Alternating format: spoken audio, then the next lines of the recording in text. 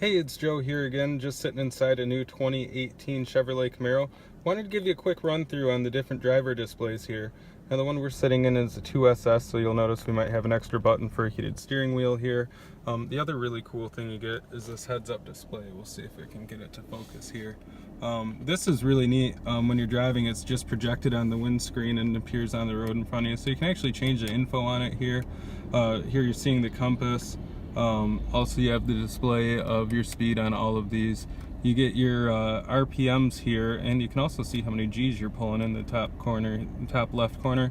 Top right, you actually get the parking symbol, back to just regular mile per hour with nothing under it, and the one with your music info, showing we're on XM there, channel 36 Alt Nation with St. Vincent playing.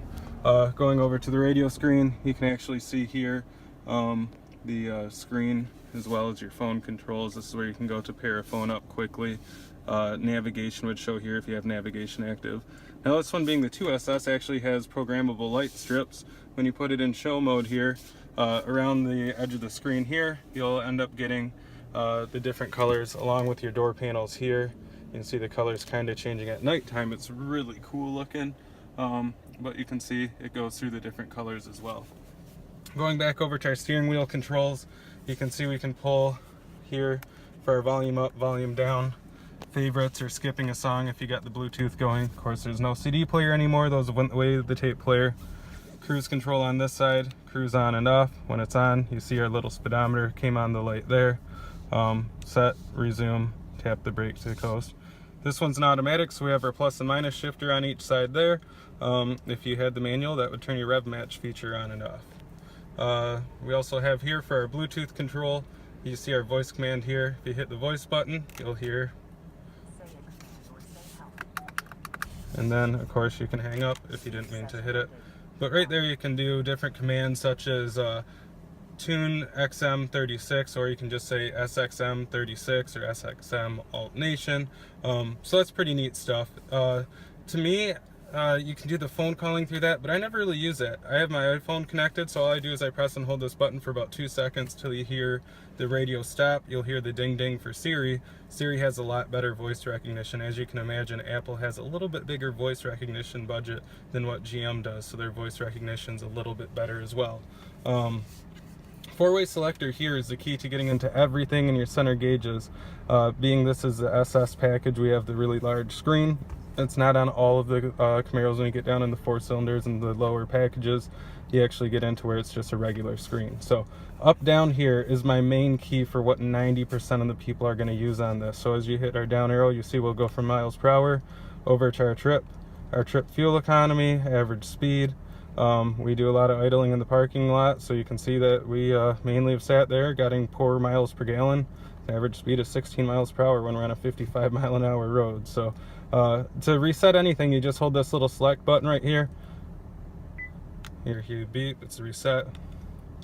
Going down, you can see you can have your second trip, fuel range with your instant fuel economy. Right here you can see if it's in V8 or if it's dropping down to 4 cylinders. Remaining oil life at 98%. Once it's under 20%, you're due for an oil change. If you never check this, once you get down to 5%, it will actually tell you, hey, time for an oil change every time you start up your car. If you get down to 0%, GM says you actually have about 50% of your oil life remaining, but it's dirty, it needs to get worked out of there. But the oil life percentage is really cool. It actually measures how many rotations the engines have done, how many cold starts, because the cold start's harder on wearing the oil, and the type of driving you're doing with it. So it's no longer just, hey, come in every 3,000 miles. At the absolute worst case scenario, that's when you'd be due for an oil change. So depending on the driving you're doing, it bases it off a time that it's been in there too. My wife's car, we don't drive a whole lot, so on that one we end up getting down to where we do about 3,500 miles between oil changes, just because the time elapses so much. Where in my truck we might get 7,000 miles out. Some people might get 10,000 miles out if they're doing a lot of highway all the time. But to reset that, again, you can hit your select button there, or if you hit your right side arrow, that will bring up your right side menu and get you to where you can reset your oil life. Going down again, you can see our tire pressures, the PSIs are all good. You got your timer here, and back to your regular miles per hour. As I go through this, you'll see you have the little hash marks on each side that move down and show you how far through the menu you are. and then you're back to your speed. Now hitting the left arrow is always going to bring up all your different side menus. So if your up down doesn't get you where you want, you hit your left arrow, make sure you have info selected. That's where you'll get most of the stuff you actually like. Now if you're a techie or a big sports person, you go to this performance. This is where the car is really a lot of fun. Right now we're halfway through the menu, so let me get back to the start. First one's showing how much G-force you're pulling side to side here, and you can see the G's read out. This is a little friction bubble for G's, so you can see you're pulling 1 G and you can see which way it's pulling, so it's pretty neat. Going down, you got your oil temperature, oil pressure, trans fluid temp, your tire temperature. I'll actually show you when your tires are warmed up or when they're cold, and back to the start of your menu. Now as you go to the right here, you won't see on a right menu popping up because there's nothing extra to display there. Going back to my left button, my left menu, here you can have your audio show up. So when you're on the audio, you got the nav going on your center screen, or you had the Apple CarPlay going. You might like to have what's on the radio here. As you go through, you can hit your up and down. That would change it one station, whereas here is going to roll through your presets, whether it's AM, FM, or XM. So if I hit my right arrow here, you can see I can go to browse, favorites, that type of thing. Hit your left arrow, you get back to the middle, left again, here to your side. Phone, if I had a phone connected, I'm not connected to here, I could hit my left arrow, pull up my contacts, all the other stuff. All that stuff you can do through voice. So this is a pretty pointless screen for me. I find it more distracting than anything. Navigation here, this would show you your OnStar route for navigation. If you had a turn coming right, left, or otherwise, it would tell you and how far away your next turn's coming. So if you're on a long road trip and like the OnStar, because it will update for traffic and other conditions, that's a nice feature. If I hit my left arrow, I'm down to my options here. Now this, you can change your US to metric. Again, press your right arrow, bring up your right menu. This is where you can change anything on any of these. You hit your left, it gets you back to the middle. You guys have probably seen some patterns here. It is pretty intuitive. Here you can change your display theme. Now this is pretty cool. So where I'm in standard, I can go in technology or media. So I'm just going to select technology here. You now see I have a different display.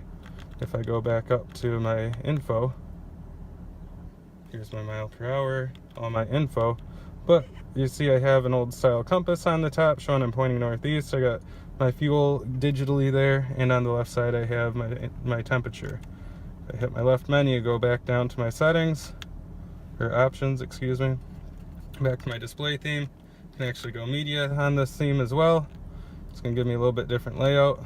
So here, if I go back up to the info, you'll get the idea of what's going on here. So now I have my info I can set in the middle. If I hit my up down, I got my other stuff.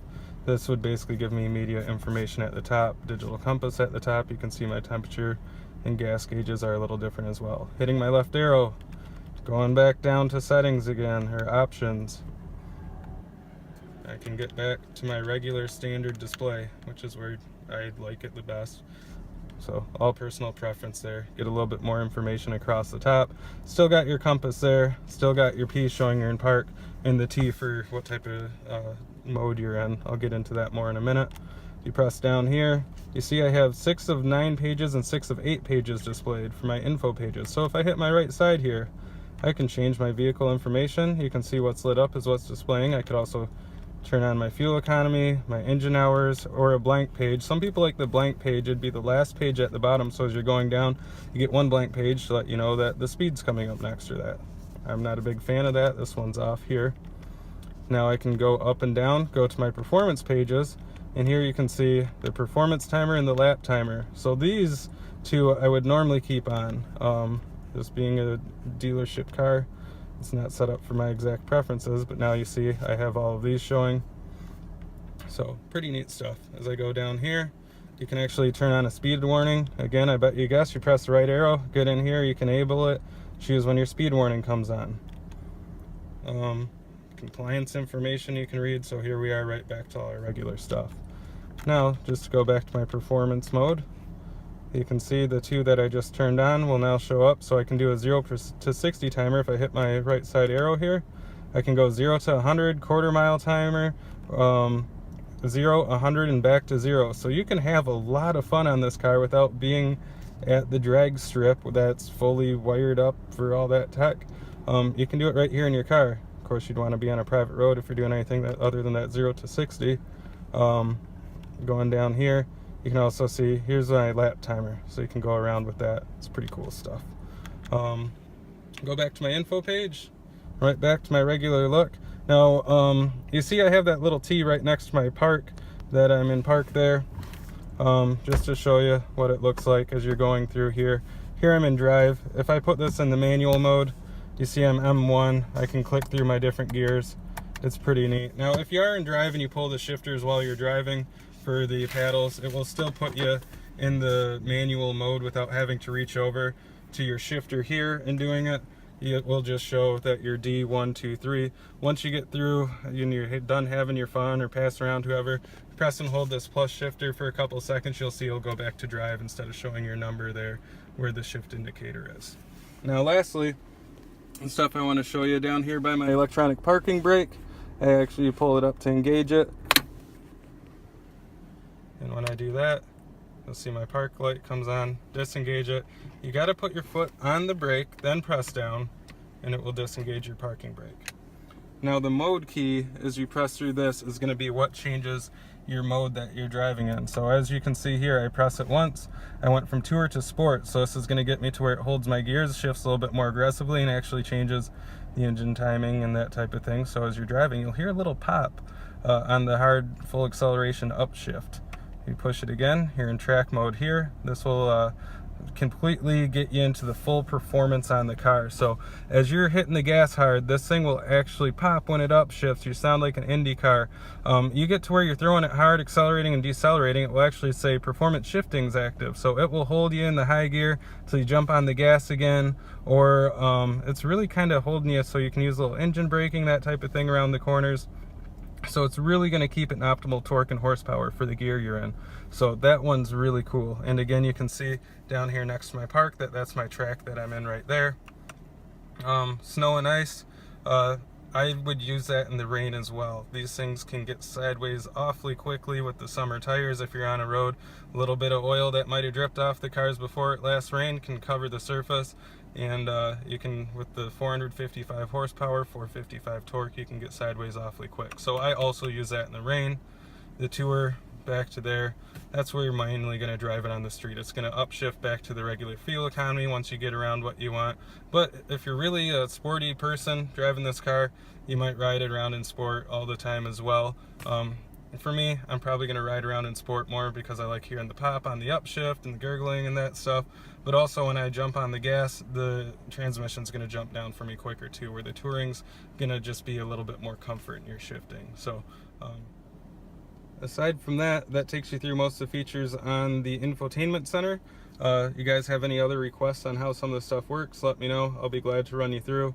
Later on we'll get into some more of the touchscreen stuff, Apple CarPlay and that, so I'll be glad to help you out with any of the questions there, maybe go through the memory settings and some of the other things. But thanks for watching. Definitely share it around. It's some good information here, and we'll catch you guys on the next upload.